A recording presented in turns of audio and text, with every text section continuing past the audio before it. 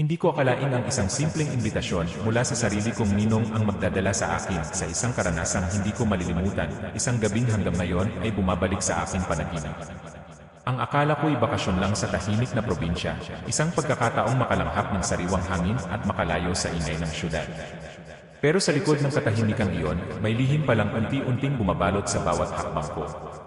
Nagsimula ang lahat nang makatanggap ako ng tawag mula kay Ninong. Matagal na kaming hindi nakikita. Bata pa ako nang huli kaming nagkaharap at ang alaala ko sa kanya ay isang lalaking palangiti, ngunit tahimik, laging nakatitig ng matagal na parang may iniisip na hindi niya masabi.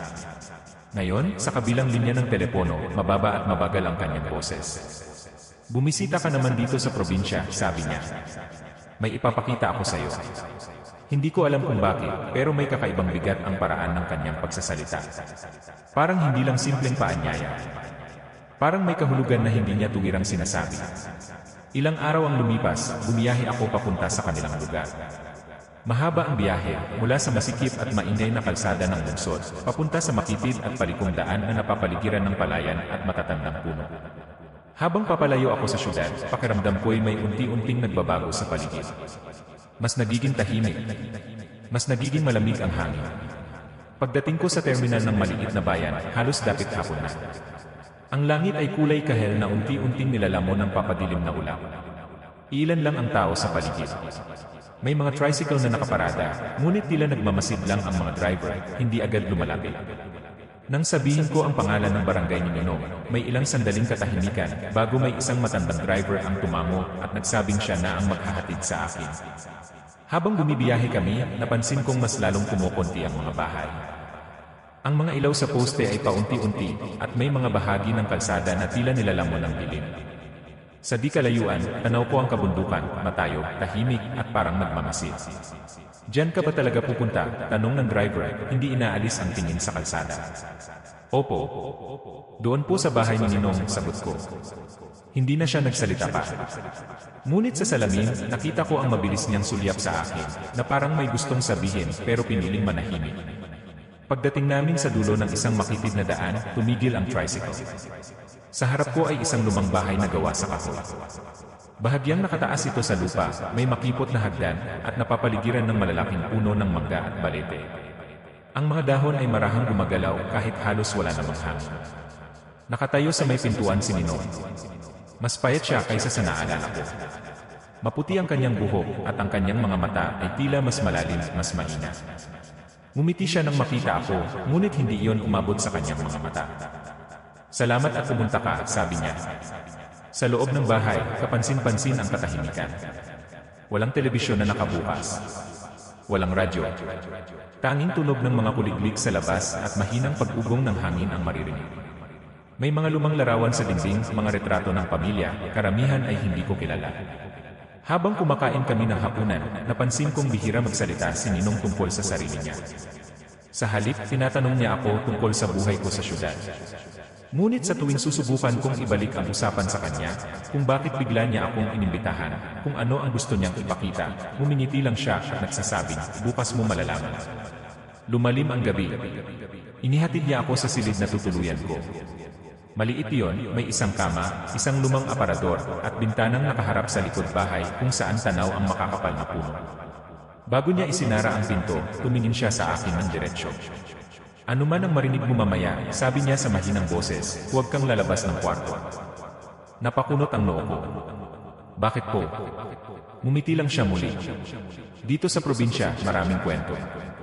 Hindi lahat dapat pinapansin. Pagkasara ng pinto, doon ko naramdaman ang bigat ng kanyang sinabi. Umupo ako sa kama, pilit na kinukumbinsi ang sarili na baka bahagi lang iyon ng pananakot ng matatanda, mga kwentong aswang, mga lumang alamat na madalas marinig sa ganitong lugar. Ngunit habang tumatagal, mas lalong nagiging malinaw ang mga tunog sa labas. May mga yabag sa ilalim ng bahay. Mabagal. Paikot-ikot. Minsan, may tila mahinang pagkaluskos sa may bintana. Sinilip ko yon, ngunit puro dilim lang ang bumungad sa akin. Sinubukan kong matulog, ngunit may kakaibang pakiramdam na tila may nagmamasid. Ang hangin na pumapasok sa bintana ay malamig, halos nagyelo ang aking balak. Sa malayo, may narinig akong mahinang tawanan, hindi ko matukoy kung lalaki o babae. Napabalikwas ako nang may marinig akong tatlong mahinang katok sa pinto ng aking silid. Tok, tok, tok, tok. Nanigas ako sa kinaupuan ko. Naalala ko ang sinabi ni Ninong. Huwag lalabas. Huwag papansin. Muli may katok. Mas mabagal. Mas madiin. Buksan mo kulong ng isang tinig mula sa labas. Mahina, ngunit malinaw. Hindi iyon boses ni Ninong. Mas manipis. Mas malamig. Pinilit kong huminga ng normal. Baka imahinasyon ko lang ito. Baka dala ng pagod sa biyahe at sa mga kwentong umiikot sa isip ko tungkol sa misteryo ng probinsya, sa mga kwentong aswang at mga hindi maipaliwanag na pangyayari. Ngunit maya-maya may narinig akong isa pang tunog mula sa ilalim ng kama. Isang mahinang paggalaw. Parang may gumagapang. Dahan-dahan akong tumingin pababa, ngunit bago ko pa man maaninag ang anuman sa dilim, biglang tumunog ang aking cellphone. Isang mensahe mula kay Ninong. Iisa lang ang laman. Huwag kang lilingon. At doon nagsimula ang hindi pa nalulutas na misteryong hanggang ngayon ay hindi ko pa rin maipaliwanag, hindi ko alam kung ano ang masusundin ko, ang mensahe sa cellphone ko o ang kakaibang tunog na patuloy na nanggagaling sa ilalim ng kama. Huwag kang lilingon. Paulit-ulit kong binasa ang text ni Ninong na para bang may ibang kahulugan sa bawat pagtingin ko rito. Ngunit paano ko hindi lilingunin kung pakiramdam ko ay may kung anong gumagalaw sa likod ko. Nanatili akong nakaupo, naninigas ang katawan. Ramdam ko ang malamig na pawis sa aking bato. Unti-unting tumahimik ang paggalaw sa ilalim ng kama, ngunit mas lalong lumakas ang tibok ng puso ko. Sa labas ng pinto, wala na ring katok. Wala na ring bulong. Parang biglang naglaho ang lahat. Ilang minuto ang lumipas bago ako nagkaroon ng lakas ng loob na gumalaw. Dahan-dahan kong itinaas ang aking mga paa at inilapag sa kama, ayokong sumayad sa sahig. Hindi ko maipaliwanag pero pakiramdam ko may kung anong naghihintay sa ibaba. Isang maling hakbang lang at may mangyayari. Maya-maya may narinig akong mahinang yabag sa labas ng bahay.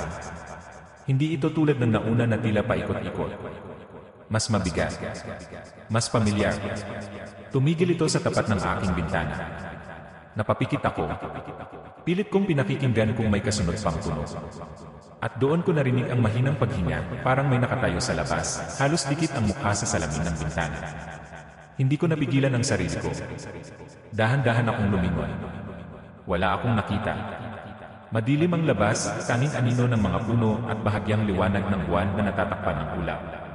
Ngunit sa salamin, may bakas ng hamog at sa gitna nito, may tila guhit. Parang may daliring dumampi at gumuhit ng isang tuwid na linya pababa. Bigla akong nakaramdam ng matinding kaba. Hindi ko alam kung imahinasyon ko lang iyon o totoo ang nakita ko. Muli kong sinilip ang cellphone ko. Wala nang kasunod na mensahe si Ninong. Kinabukasan, nagising ako sa sikat ng araw na tumatama sa bintana. Ilang sandali akong nakatitig sa kisam, iniisip kung panaginip lang ba ang lahat. Ngunit nang tumingin ako sa bintana, naroon pa rin ang bakas ng guhit sa salamin. Lumabas ako ng kwarto. Tahimik ang buong bahay. Amoy ko ang nilulutong almusal mula sa kusina. Nang makita ko si Ninong, para siyang walang alam sa nangyari kagabi. Abala siya sa paglalagay ng kape sa tasa. Maaga kang nagising, sabi niya, normal ang tono.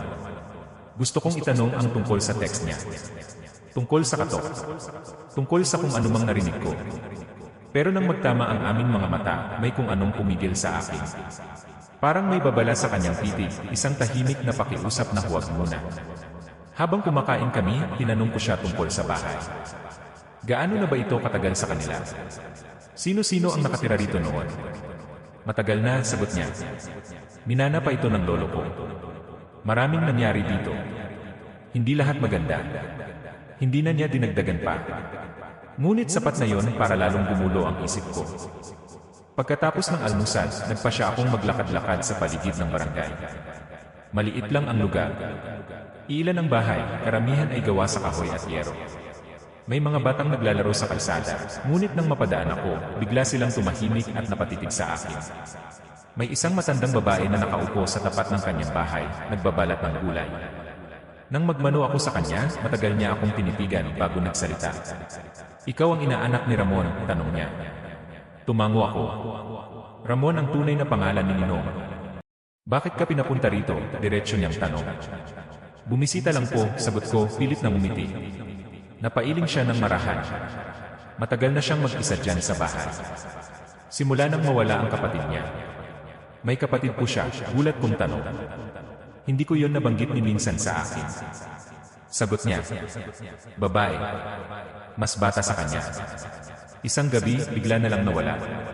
Walang bakas. Walang bangkay. Ang sabi ng iba, sumama raw sa lalaki. Pero may mga nagsasabing may iba silang nakita. Ano pong nakita? Halos pabulong kong tanong. Hindi agad siya sumagot. Tumingin muna siya sa direksyon ng bahay ni Ninong na tanaw mula roon. May mga gabi raw na may babaeng nakatayo sa ilalim ng bahay nila. Nakaputi. Mahaba ang buhok. Hindi gumagalaw. Nakatingin lang. Nanlamig ang likod ko. Hindi ko sinabi sa kanya ang narinig at nakita ko kagabi. Pero ang mga detalye, babae, sa ilalim ng bahay, parang unti-unting nagdudugtong-dugtong. Pagbalik ko sa bahay, nadatnan ko si Ninong na nakaupo sa sala, hawak ang isang lumang kahon. Nang makita niya ako, mabilis niya itong isinara. Ano yan? Tanong ko. Mga lumang gamit lang, sagot niya, tila nag-aalang. Ngunit bago niya tuluyang maitago ang kahon, may nakita akong larawan sa loob. Isang retrato ng isang dalagang babae, mahaba ang buhok, nakaputing bestida, nakangiti sa kamera. Ngunit ang mga mata niya parang hindi masaya. Parang may gustong sabihin. Sino siya? Tanong ko. Tahimik si Ninong ng ilang segundo. Kapatid ko. Iyon lang ang sinabi niya. Walang paliwanag kung paano ito nawala. Walang detalye kung ano ang huling nangyari. Pagsapit ng gabi, mas naging mabigat ang pakiramdam ng buong bahay. Parang may hinihintay. Hindi ko alam kung takot lang ba ito dahil sa mga narinig ko o may iba talagang presensya. Habang naghahapunan kami, biglang namatay ang ilaw. Nablangko ang buong paligid. Tanging ilaw mula sa kandilang sinindihan ni Ninong ang nagbigay liwanag sa kanyang mukha. Normal lang yan dito, sabi niya. Madalas mawala ng kuryente. Ngunit sa dilim, mas malinaw kong narinig ang mga tunog sa labas. May mga yabag muli. Mabagal. Paikot-ikot. At sa pagkakataong ito, hindi lang isa. Tiningnan ko si Ninong. Hindi siya nagulat. Hindi siya natakot. Nakaupo lang siya, nakatingin sa pinto. Parang may inaantay. Maya-maya, may narinig kaming mahinang pagkatok. Hindi sa kwarto ko, kundi sa mismong pintuan ng bahay. Isang beses. 2 beses. 3 beses. Walang nagsasalita. Walang nagpapakilala kung sino. Ninong, mahina kong tawa. Tumayo siya. Dahan-dahan siyang naglakad papunta sa pinto. Sa bawat hakbang niya, parang bumibigat ang hangin. Gusto ko siyang pigilan, pero hindi ako makagalaw. Pagdating niya sa harap ng pinto, huminto siya sandali. Tumingin siya sa akin. Oras na, sabi niya. Hindi ko alam kung ano ang ibig niyang sabihin. Oras na para saan. Unti-unti niyang inabot ang seradura. At bago pa man niya tuluyang mabuksan ang pinto, may bumulong mula sa likod ko, malapit sa aking tenga. Hindi siya ang dapat mong katakutan. Napatayo ako sa bulan. Paglingon ko, walang tao sa likod ko. Ngunit sa sahig, sa may paanan ng hagdan, may basa na bakas ng paa, maliit, parang sa babae. At ang pinto unti-unti nang bumubukas. Unti-unting bumukas ang pinto, kasabay ng malamig na hangin na pumasok sa loob ng bahay. Hindi ko maaninag kung sino ang nasa labas dahil sa dilim. Tanging ang mahinang liwanag ng kandila sa kamay ni Ninong ang nagbibigay anyo sa kanyang mukha at sa ekspresyon niyang hindi ko mabasa kung takot ba o paghahanda. Walang tao sa labas. Madilim ang bakuran. Tahimik ang mga puno. Ngunit malinaw kong narinig ang paglangit-ngit ng kahoy sa ilalim ng bahay na para bang may dahan-dahang naglalakad sa ilalim nito. Isinara ni Ninong ang pinto nang walang sinasabi. Pagharap niya sa akin, tila mas tumanda siya sa loob lamang ng ilang segundo. Naririnig mo na rin, hindi ba? Tanong niya. Hindi ako agad nakasagot. Tumango lang ako. Umupo siya muli pero hindi na siya kumain. Nakatingin lang siya sa kandila habang ang anino niya ay gumagalaw sa dingding na tila may sariling buhay. Hindi ko dapat pinapunta ka rito, mahina niyang sabi. Pero kailangan mong malaman. Ang alin, halos pabulong kong tanong. Bago pa siya makasagot, may malakas na kalabog na nagmula sa likod ng bahay. Napatalon ako sa bulan. Hindi iyon simpleng yabag o pagkaluskos. Parang may mabigat na bagay na bumagsak mula sa taas. Biglang namatay ang kandila. Nabalot kami ng ganap na kadiliman. Sa dilim na iyon, mas naging malinaw ang mga tunog. May marahang paggapang sa sahig. May mahinang paghina na hindi amin. At mula sa taas, sa kisam, may tila kuko na marahang kumakamang. Pinilit kong hanapin ang cellphone ko. Nanginginig ang kamay ko habang binubuksan ko ang flashlight nito. Nang lumiwanag ang paligid, wala kaming nakita ni isang tao. Ngunit, may mga taong nagkukumpulan sa may isang bahay. Pagdating ko roon, nakita ko ang matandang babaeng nakausap ko kanina. Nanginginig siya, hawak ang dibdib. May nakita na naman, sabi ng isa sa mga lalaki roon. Ano, tanong ko. Sa bubong, sagot niya. May babaeng nakaupo. Mahaba ang buhok. Nakatingin sa loob ng bahay. Napatingin ako sa bubong. Wala akong nakita. Ngunit may bakas ng putik sa yero, parang may dumaan. May mga panahong may nagpapakita sa kanya, patuloy niya. Sa ilalim ng bahay. Sa may balete. Isang babaeng nakaputi.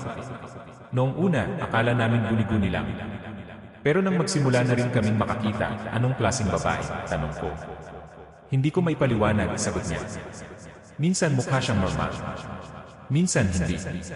Bigla kong naalala ang sinabi ng matanda, may babaeng nakaputi sa ilalim ng bahay. Isang gabi, sabi ni Ninong, lumabas ang kapatid ko kahit pinigilan ko siya. May narinig daw siyang tumatawag sa pangalan niya. Pamilyar na boses. Boses ng nanay namin na matagal nang patay. Nanlamig ako. Sinundan ko siya, patuloy niya, pero pagdating ko sa likod ng bahay, wala na siya. Ang tanging nakita ko lang ay mga bakas ng paa papunta sa balete. At doon na natapos. Tahimik kaming dalawa. Ngunit sa likod ng katahimikan iyon, ramdam kong may nakikinig. At doon nagsimula ang pangalawang bangungot. Kinagabihan, hindi na ako bumalik sa kwarto ko. Sa sala na lang ako natulog, malapit kay Ninong. Ngunit hindi pa rin ako nakatulog ng maayos. Bandang hating gabi, nagising ako sa pakiramdam na may nakatingin sa akin. Pagdilat ko, nakita ko si Ninong na nakatayo sa may pintuan, nakabukas ito. Ninong, tawag ko. Hindi siya sumagot. Dahan-dahan siyang lumabas ng bahay, parang may sinusundan. Tumayo ako at sumunod sa kanya. Ngunit paglabas ko, wala na siya sa bakuran. Tanging ang balete sa likod ng bahay ang malinaw sa ilalim ng liwanag ng buwan. At sa ilalim nito, may dalawang anino. Isang matangkad na lalaki. At isang babaeng mahaba ang buhok. Hindi ko maaninag ang kanilang mga mukha. Ngunit tila magkahawak sila ng kamay. Ninong, sigaw ko. Sa isang iglap, naglaho ang anino ng babae. Naiwan ang lalaki at dahan-dahan siyang napalingon sa akin. Si Ninong. Ngunit ang kanyang mga mata, hindi iyon ang mga matang kilala ko. Parang walang laman. Parang may ibang nakatingin mula sa loob. Unti-unti siyang naglakad pabalik sa bahay, na para bang walang nangyari. Pagdaan niya sa akin, malamig ang hangin na sumabay sa kanya. Hindi ko alam kung totoo ba ang nakita ko o hindi. Ngunit nang pumasok ako muli sa bahay, napansin kong bukas ang lumang kahon sa mesa. At wala na ang larawan ng kanyang kapatid. Mas lalong lumalala ang mga pangyayari. Hindi lang basta presensya ang nararamdaman ko. Parang may dalawang puwersang naglalaban, isa na gustong magpakita at isa na gustong manatiling lihim. Kinabukasan, kumalat ang balita sa barangay. May isa na namang nawawala. Isang binatilyo mula sa kabilang kanto. Huling nakita raw na naglalakad mag-isa pa uwi kagabi. May nakapagsabing may babaeng sumabay sa kanya. At nang puntahan ang lugar kung saan siya huling nakita, may natagpo ang isang bagay sa lupa, isang lumang litrato. Litrato ng kapatid ni Ninong.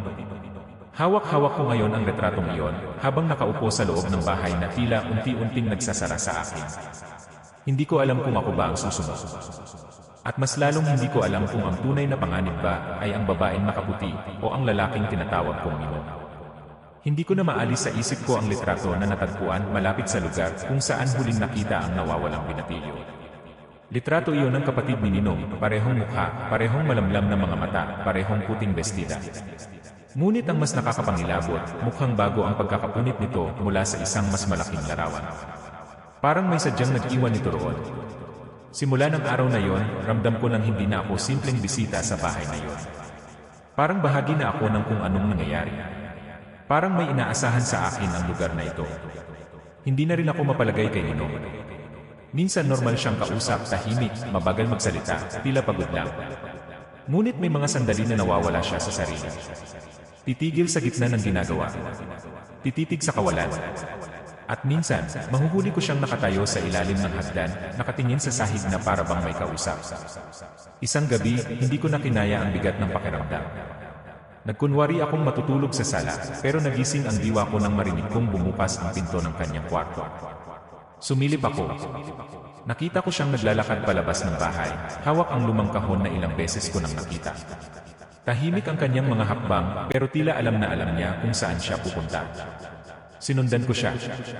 Maliwanag ang buwan, pero natatakpan ng manipis na ulap. Ang paligid ay may manipis na hamog na parang gumagapang sa lupa. Papunta siya sa balete. Habang papalapit kami roon, mas lumalamig ang hangin. Parang may nakatingin mula sa bawat sanga. Nang makarating siya sa ilalim ng puno, inilapag niya ang kahon sa lupa. Nandito na ako, sabi niya sa mahinang boses. Nanlaki ang mata ko. Kanino siya nagsasalita? Sa una, walang sumagot. Ngunit maya-maya, may marahang paggalaw sa itaas ng puno. Parang may bumaba, hindi ko maipaliwanag kung tao ba o anino lang. Doon ko siya muling nakita. Ang babaeng mahaba ang buhok, nakaputi, nakatayo sa likod ni Ninong. Hindi ko makita ang kanyang mukha dahil nakayuko ito at natatakpan ng buhok ang kalahati ng kanyang anyo. Ngunit ramdam ko ang presensya niya, malamig, mabigat at tila galit. Gusto kong sumigaw. Gusto kong hilahin si Ninong palayo. Ngunit hindi ako makagalaw. Unti-unting nag-angat ng ulo ang babae. Hindi ko pa rin makita ang buong mukha niya. Ngunit ang mga mata niya, madilim, parang walang liwanag, ay nakatuon sa akin. Hindi kay Ninong. Sa akin. Hindi siya ang may utang, bulong niya. Hindi ko narinig gamit ang tainga ko. Parang pumasok sa isip ko ang mga salita. Napaatras ako. Natapakan ko ang tuyong sanga at nabali ito. Lumingon si Ninong sa direksyon ko. Sa isang iglap, naglaho ang babae. Tumayo si Ninong at mabilis na nilapitan ako. Bakit ka sumunod? Galit niyang tanong, ngunit may halong takot ang kanyang boses. Nakikita ko siya, sagot ko. Naririnig ko rin. Biglang nag-iba ang ekspresyon niya. Parang may kumpirmasyong matagal na niyang kinatatakutan. Hindi dapat ikaw, bulong niya. Anong ibig mong sabihin? Hindi siya sumagot agad. Sa halip, hinawakan niya ang braso ko at hinila pabalik sa bahay. Halos tumatakbo kami na para bang may humahabol sa amin kahit wala naman akong makikita. Pagpasok namin sa loob, isinara niya ang pinto at itinulak ang aparador laban dito. Hindi na siya kontento, sabi niya, hina. Hindi na siya nag-iisa. May iba pa, nanginginig kong tanong. Tumango siya. At doon ko narinig. Hindi lang isang yapak sa ilalim ng bahay. Marami. Paikot-ikot. Sabay-sabay. Parang may mga paa na gumagalaw sa ilalim ng sahig, na tila sinusukat ang bawat hakbang namin. Nagsimulang umuga ang mga bintana. Ang mga larawan sa dingding ay bahagyang kumiling. Mula sa kisame, may marahang pagkamot na unti-unting lumalakas. Ninong, halos maiyak kong tawa. Lumapit siya sa akin. Makinig ka, sabi niya. Ano man ang mangyari, huwag mong sagutin kung may tumawag sa iyo. Huwag mong susundan. Kahit pa boses ko ang marinig mo. Parang may kung anong nabasag sa loob ko. Bakit? Ano ba talaga ako sa lahat ng ito? Hindi siya agad nakasagot. Ngunit sa sandaling iyon, may kumatok sa pinto. Isang beses. Dalawa. Tatlo. Parehong ritmo ng narinig ko noong unang gabi. Ngunit may kasunod na ngayon. Isang pamilyar na boses. Ako to, sabi ng boses ni Ninong mula sa labas. Buksan mo. Nanlaki ang mata ko. Nasa tabi ko si Ninong. Nakatingin din siya sa pinto. Hindi ako yan, mahina niyang sabi. Muling nagsalita ang boses sa labas. Nasa labas ako. Naiwan mo ako. Buksan mo. Parehong tono. Parehong bigat. Halos hindi ko na malaman kung alin ang totoo. Unti-unting gumagalaw ang doorknob kahit nakasara at may nakaharang na aparador. Parang may lakas na pilit itong binubuksan. Hindi siya makakapasok basta-basta, sabi ni Ninong. Kailangan niya ng pahintulot. Biglang may kumalabog sa likod namin. Mula sa hagdan. Paglingon ko, nakita ko ang babaeng nakaputi, nakatayo sa itaas ng hagdan. Mas malinaw na ngayon ang kanyang mukha. At doon ko napansin ang detalye na nagpahinto sa tibok ng puso ko. Kamukha ko siya. Parehong hugis ng mata. Parehong linya ng ilong. Parang mas payat at mas maputla lang ang kanyang bersyon. Hindi ko alam kung paanong posible yon. Hindi siya ang kapatid ko, bulong ni Ninong sa likod ko. Matagal ko nang alam. Dahan-dahan bumaba ang babae sa hagdan. Hindi gumagalaw ang kanyang mga paa, ngunit unti-unti siyang lumalapit. Anak, sabi niya. Hindi ko alam kung kanino siya tumutukoy. Sa akin. O kay Ninong. Sa sandaling iyon, sabay-sabay na bumukas ang lahat ng bintana. Pumasok ang malakas na hangin na tila may dalang mga bulong. Hindi ko na maintindihan ang mga salita, pero malinaw ang pakiramdam, may gusto silang kunin. At pakiramdam ko, ako yon. Niyakap ako ni Ninong at hinila papunta sa gitna ng sala. Hindi ka nila dapat nahanap, sabi niya. Bakit? Sigaw ko. Bago pa siya makasagot, biglang namatay ang lahat ng ilaw, pati ang flashlight ng cellphone ko. Nabalot kami ng ganap na dilim. Sa dilim na yon, naramdaman kong may humawak sa kabilang kamay ko. Malamig, manipis, at hindi yon si Ninong. Nagsimula akong magdasal sa isip ko, kahit hindi ko na alam kung sino ang dapat kong tawagin.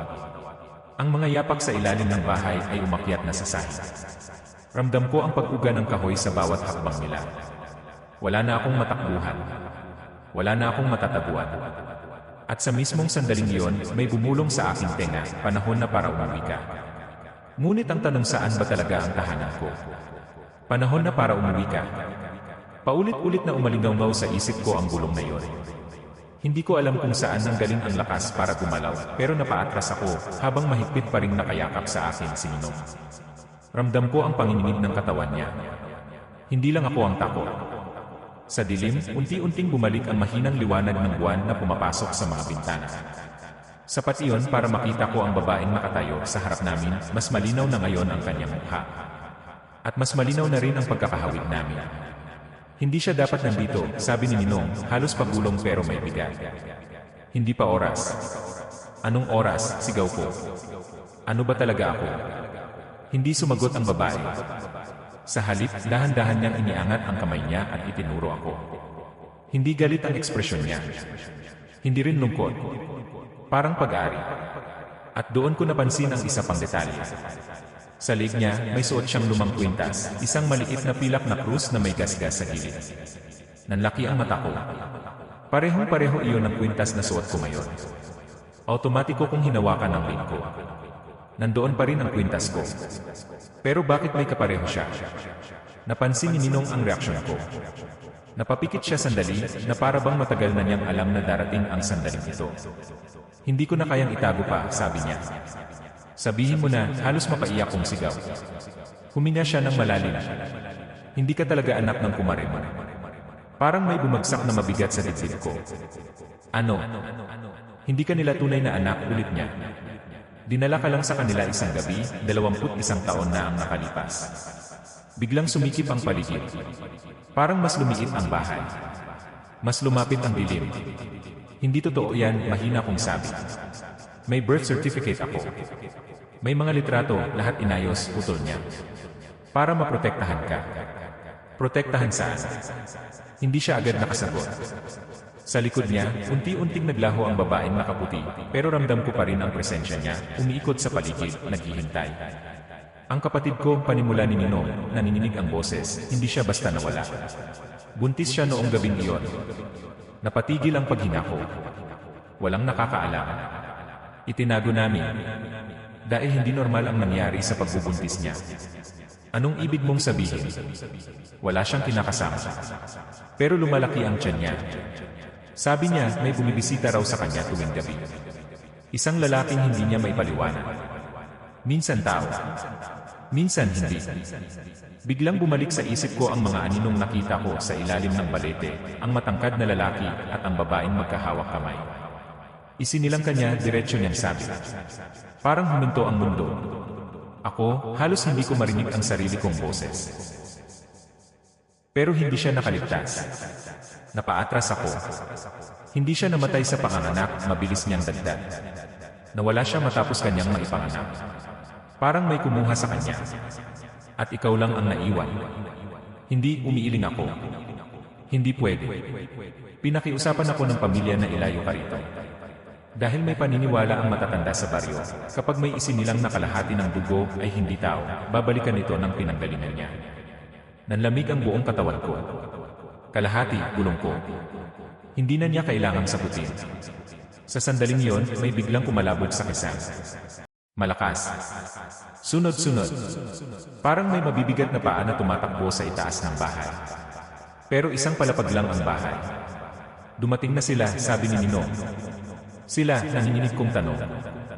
Hindi lang siya ang naghahanap sa iyo. Biglang bumukas ang pinto sa likod namin ng malakas, kahit may nakaharang na aparador. Tumilapon ito sa gilid na parang papel lang. Sa may pintuan, may nakatayong mga anino. Hindi malinaw ang hugis, pero alam mong hindi sila tao. Mas matangkad. Mas payat. Parang kulang sa detalye. Hindi ko na maramdaman ang mga paa ko. Gusto kong tumakbo. Pero saan? Ang babaeng nakaputi ay biglang nagpakita muli sa tabi ko. Mas malinaw na ngayon ang mukha niya at sa unang pagkakataon, nakita ko ang emosyon doon. Takot.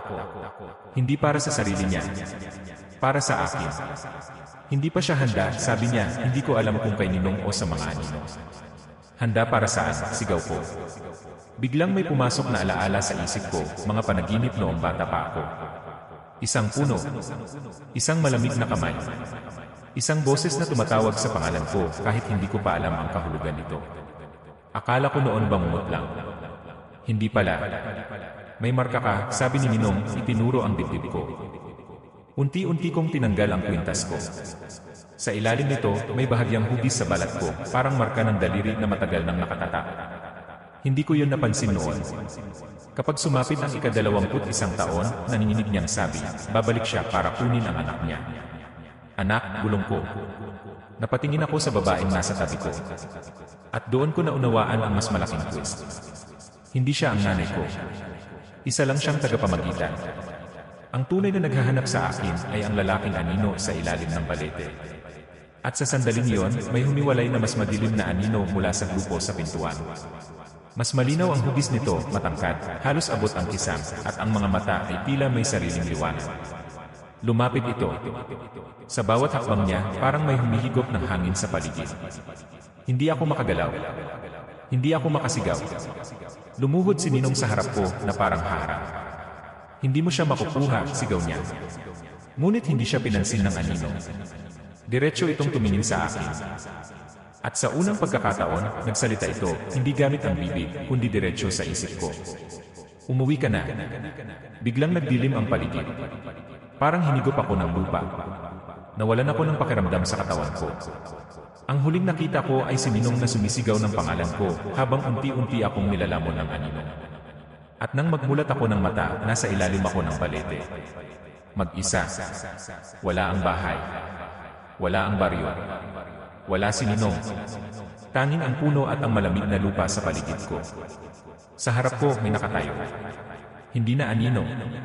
Isang lalaking mukhang tao, pero may kakaibang anyo, masyadong perpekto ang mukha, masyadong tahimik ang ngiti. Matagal kitang hinintay, sabi niya. At doon ko naramdaman ang pinakamatinding takot sa buong buhay ko. Dahil sa kabila ng lahat, may bahagi sa akin ang gustong sumama sa kanya. Parang may bahagi sa dugo ko ang kumikilala sa kanya. Kung ikaw ang nasa ganitong sitwasyon, ano ang gagawin mo? Lalaban ka ba o susuko sa katotohanang maaaring hindi ka ganap na tao? Sa tingin mo ba makakaligtas pa ang pangunahing tauhan o tuluyan na siyang babawiin ng mundong hindi niya alam na pinanggalingan niya? Matagal kitang hinintay. Hindi ko alam kung paano ako napunta roon sa ilalim ng balete, pero malinaw ang lahat, mas malinaw pa kaysa sa anumang panaginip. Ang hangin ay hindi gumagalaw, pero ramdam ko ang bigat nito sa balat ko. Ang lalaking nasa harap ko ay nakatayo ng tuwid, halos hindi kumupurap, at ang mga mata niya ay tila may sariling lalim na hindi ko masukat. Hindi ako sasama sa iyo, agad kong sabi, kahit nanininig ang boses ko. Ngumiti siya. Hindi malawak. Hindi masaya. Parang alam na niya ang isasagot ko. Hindi mo kailangang sumama, sagot niya, diretsong pumapasok sa isip ko ang boses. Dahil bahagi ka na nito. Bigla kong naalala ang sinabi ni Ninong, kalahati ng dugo ko ay hindi tao. Hindi ko alam kung alin ang mas nakakatakot, ang posibilidad na totoo iyon, o ang katotohanang may kung anong sa loob ko ang tumutugon sa presensya niya. Tumayo ako kahit nalalambot ang tuhod ko. Nasaan si Ninong? Hindi siya kabilang dito, malamig niyang sagot. Matagal na siyang nakialam sa hindi niya dapat pakialaman.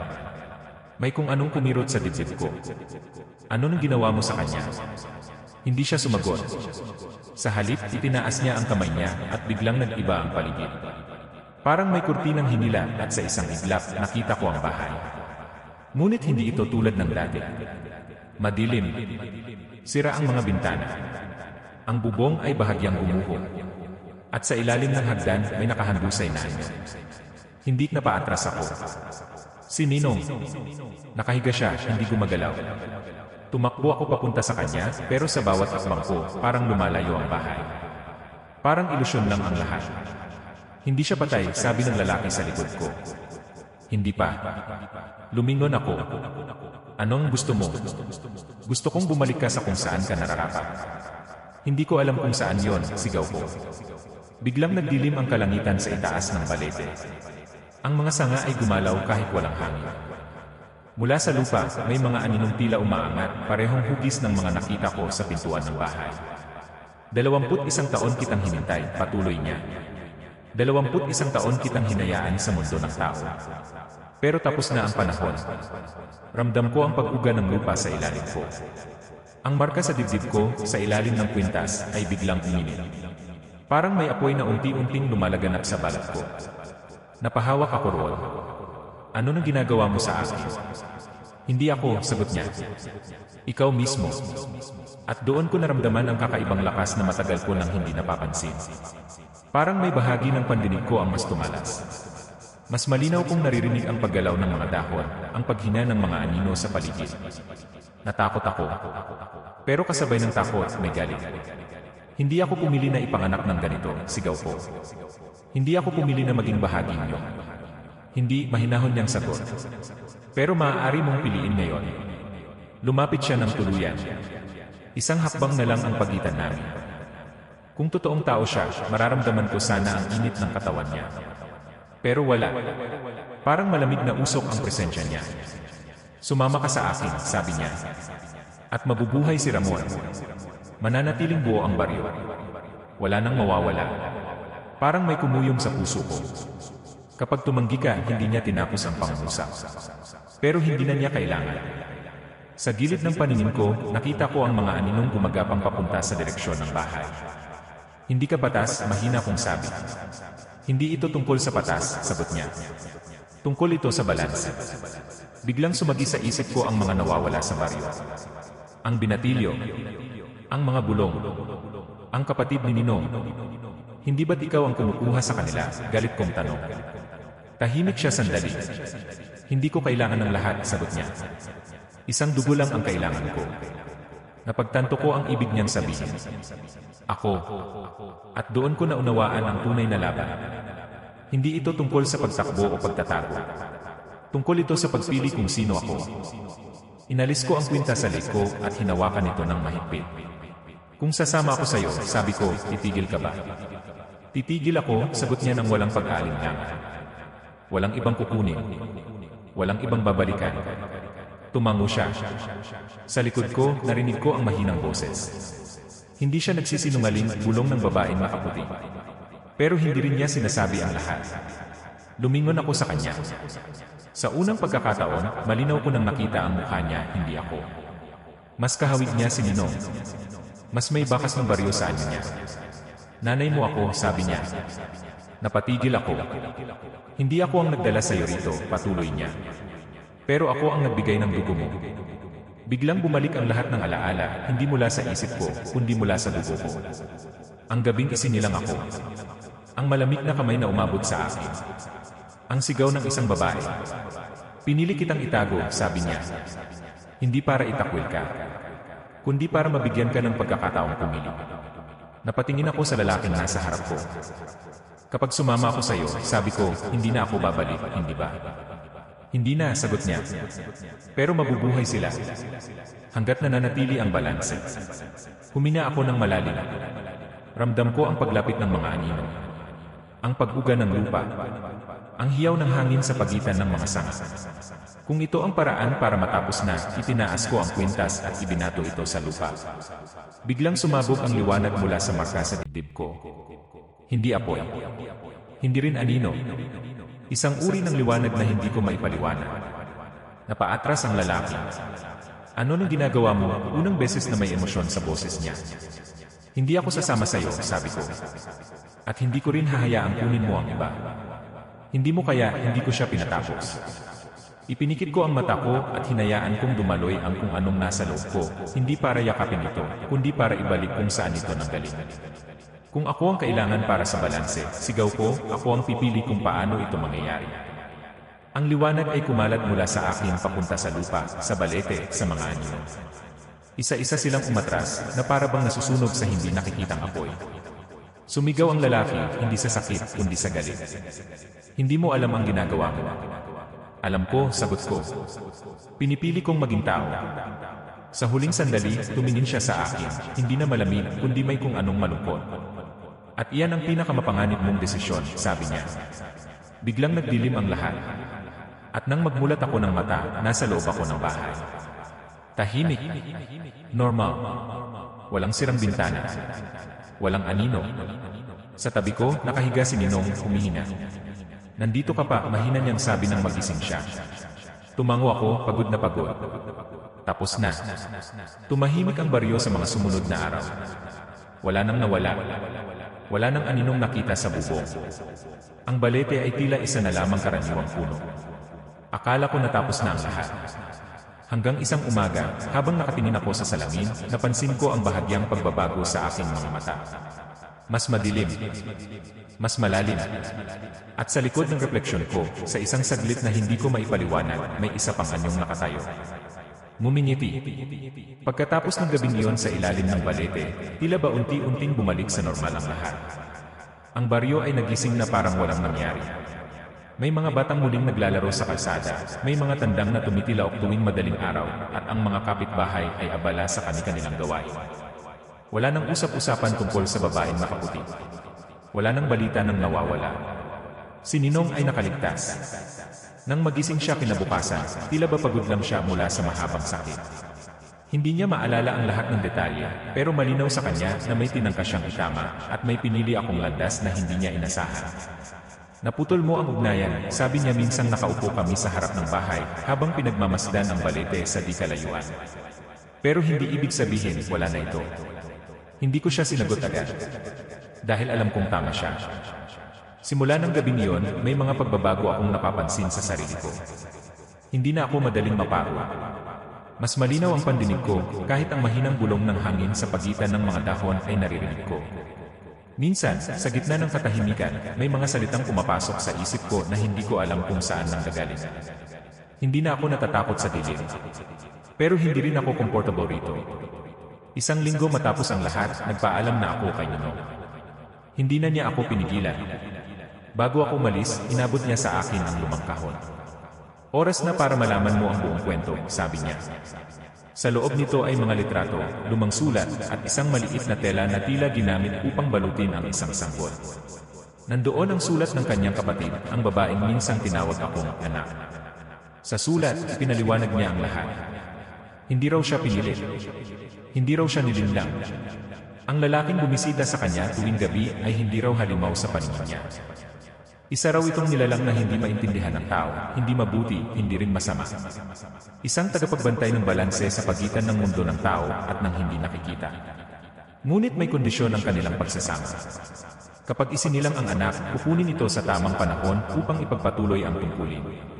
Pinili niyang itago ako. Pinili niyang labagin ang kasunduan. At ang kapalit noon ay ang kanyang pagkawala. Hindi malinaw sa sulat kung namatay siya o tuluyang isinama sa kabilang panig. Pero malinaw ang isang bagay, mahal niya ako. At gusto niyang magkaroon ako ng pagpipilian. Iyon ang pinanghawakan ko. Pagbalik ko sa syudad, pilit kong ibinalik ang sarili ko sa dati kong buhay. Nakipagkita ako sa mga kaibigan. Bumalik sa trabaho. Sinubukang ituring na bangungot lang ang lahat. Pero hindi ganoon kadali. Minsan, habang nasa gitna ako ng mataong kalsada, may mararamdaman akong malamig na hangin kahit tirik ang araw. Minsan, sa refleksyon ng salamin ng mga gusali, may aninong sumusunod sa akin na hindi tumutugma sa galaw ko. Hindi na ako sigurado kung tuluyan ko nga bang naputol ang ugnayan. Isang gabi, habang mag-isa ako sa apartment, napansin kong biglang nawala ng signal ang cellphone ko. Sumunod, namatay ang ilaw. Hindi brownout dahil sa labas ng bintana, maliwanag ang ibang unit.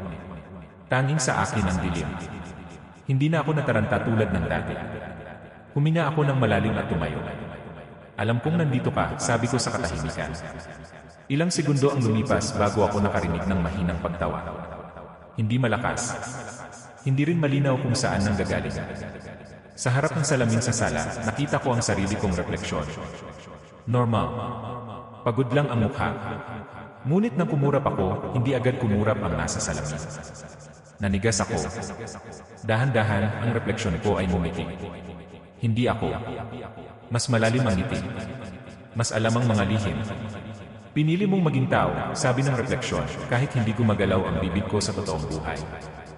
Pero hindi mo kayang takasan ang kabuuan mo. Anong gusto mo? Tanong ko, pilit pinatatatag ang boses ko. Wala pa, sagot nito. Ngayon, biglang bumalik ang ilaw. Nawala ang kakaibang anyo sa salamin. Ako na lang ulit ang nakatayo roon. Ngunit may naiwan. Sa dibdib ko, kung saan dati ay may marka, may bahagyang bagong guhit, parang manipis na bitak sa balat na hindi masakit, pero malinaw. Makalipas ang ilang buwan, wala nang kakaibang nangyari. O baka natutunan ko lang baliwalain. Ngunit isang hapon, may natanggap akong liham sa koreo. Walang return address. Walang pangalan ng nagpadala. Sa loob, isang litrato. Larawan ko. Kuha mula sa likod, habang naglalakad ako pauwi sa apartment. At sa gilid ng larawan, may nakatayong matangkad na lalaki. Bahagya lang siyang kita, pero pamilyar ang tindig. Pamilyar ang anyo. Sa likod ng litrato, may nakasulat na isang linya. Ang balanse ay hindi natatapos. Nagpapalit lang ng anyo. Hindi ko alam kung babalik pa ako sa baryo. Hindi ko alam kung ligtas na ba talaga ang mga naiwan ko roon. Ang alam ko lang, hindi ako tulad ng dati. Mas alam ko na ngayon kung sino ako. At mas alam ko na rin na may mga bagay na hindi dapat tuluyang isinasara. Minsan, sa panaginip ko, nakikita ko ang balete. Tahimik. Payapa. Ngunit sa ilalim nito, may aninong nakaupo, naghihintay. Hindi na ako tinatawag. Hindi pa. Pero alam kong hindi iyon dahil sumuko siya. Kundi dahil alam niyang darating din ang araw na ako mismo ang lalapit. Sa tingin mo ba tama ang naging desisyon ko? Kung ikaw ang may ganitong dugo, pipiliin mo bang maging normal kahit alam mong may kapalit? Sa tingin mo ba tuluyan ng naputol ang koneksyon o nagsimula pa lang ang mas malaking kwento? Kung gusto mong malaman kung ano ang susunod na mangyayari, kung babalik ba ako sa probinsya, kung haharapin ko ba muli ang lalaking iyon, o kung may mas malalim pang lihim ang nakatago sa dugo ko, mag-comment ka lang at sabihin kung handa ka para sa susunod na kabanata. Dahil minsan, ang tunay na takot ay hindi yung humahabol sa iyo sa dilim, kundi yung tahimik lang na naghihintay sa loob mo. At ngayong gabi, bago ako matulog, susubukan kong huwag tumingin sa salamin. Dahil kagabi, sigurado ako may kumurap mula roon. Na hindi ako.